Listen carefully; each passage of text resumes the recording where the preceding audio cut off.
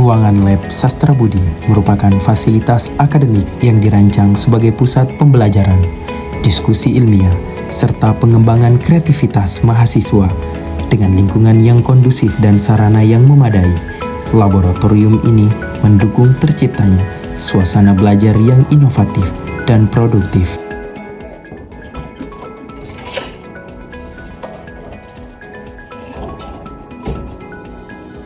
Selamat pagi teman-teman. Pagi, Bu. Baik teman-teman, silakan persiapan diri teman-teman. Baik, Bu. Baik teman-teman, hari ini kita akan belajar mengenai puisi dan juga struktur-struktur puisi. Nah, sebelumnya teman-teman, mungkin ada yang pernah mengikuti acara atau kompetisi membaca puisi sebelumnya?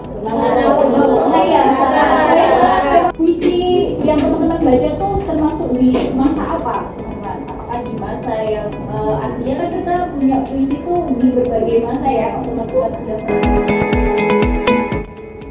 itu saya persilakan kelompok 1 untuk maju ke depan.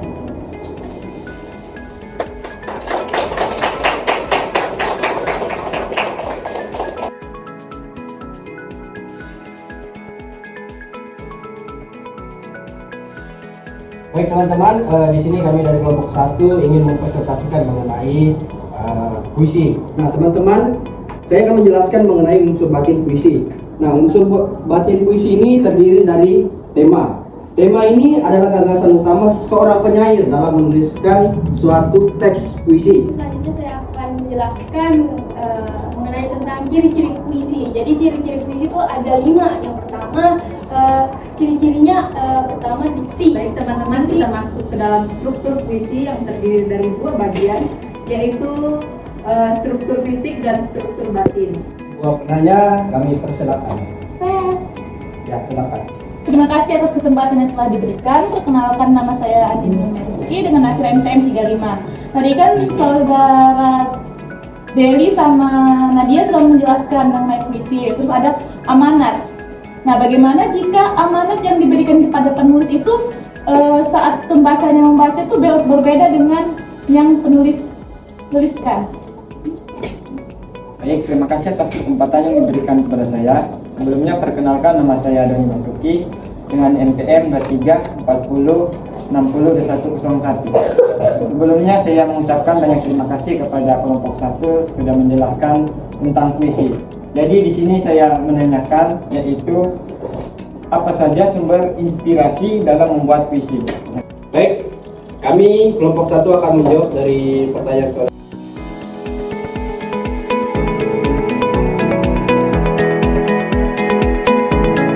Sekian dari presentasi kami, mohon maaf bila ada salah kata maupun tindakan.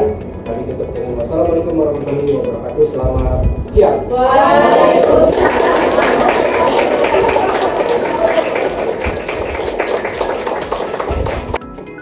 Baik teman-teman, tadi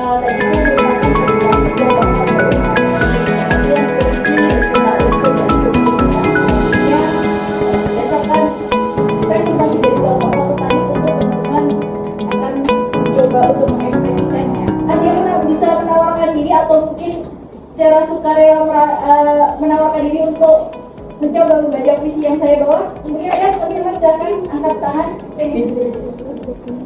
Saya cukup banyak ya. Mungkin saya akan tunjuk 1 orang saja. Silakan Sarah maju ke depan. Teman-teman, di sini saya akan membacakan puisi yang dituliskan oleh Khairil Anwar dengan judul Aku. Aku, buah karya Khairil Anwar. kalau sampai waktuku. Aku mau tak seorang akan merayu. Aku mau hidup 1000 tahun lagi.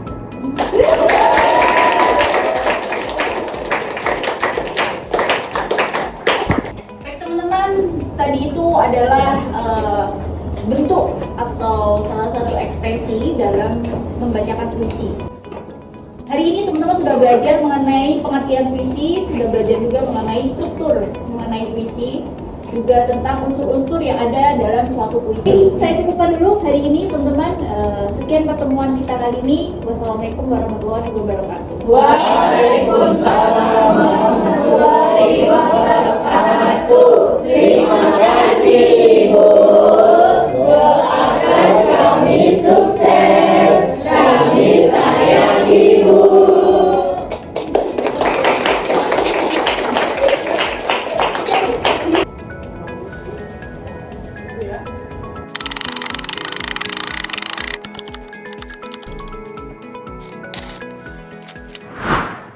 Ini pertemuan kedua kita dalam mata kuliah menulis kreatif. Nah ini sebenarnya saya kira sudah masuk pada penggarapan.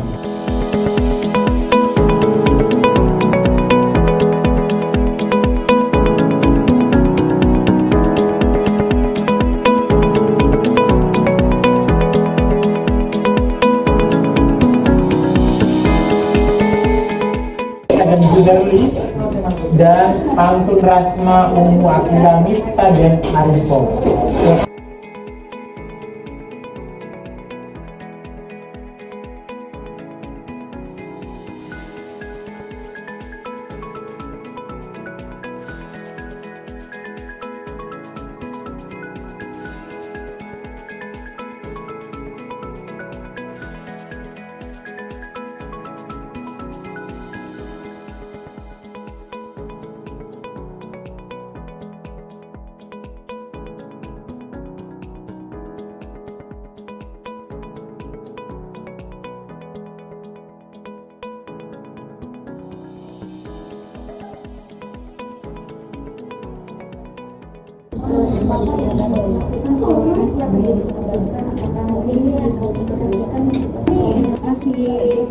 Ceritanya masih bikin asal gitu.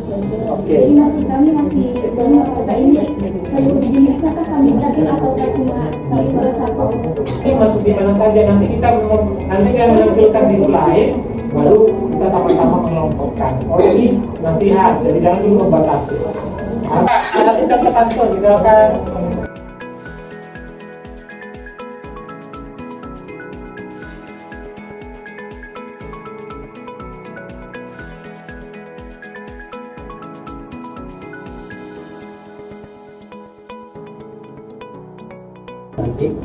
kami mungkin ingin mau tanya dulu Pak. Jadi satu kelompok ini membahasnya mengenai satu naskah ya Pak. 5 naskah ini selesai. Dan 5 naskah itu satu naskah kalau cara bersama-sama. Atau kan mau membagi dulu baru saling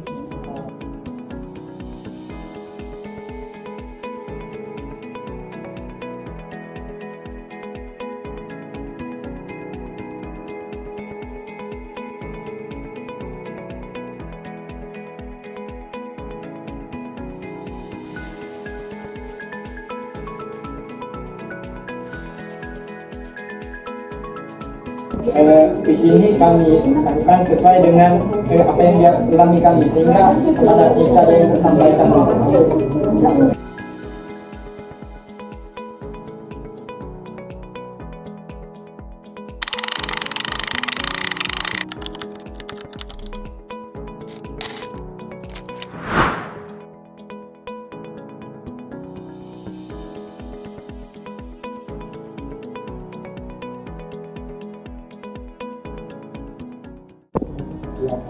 Contoh naskah yang pasti yang dipercaya oleh salah satu agama di Sidrap. Jadi itu menganggap bahwa naskah itu merupakan bagian dari kitab suci. Jadi naskah sendiri itu dipercaya bahwa itu bagian dari kitab suci. Dia mempercaya itu namanya bahasa agama Tolotang. Jadi naskah sastra yang dibuat oleh manusia, dia mempercayai bahwa itu adalah sebuah hal yang harus dipercaya.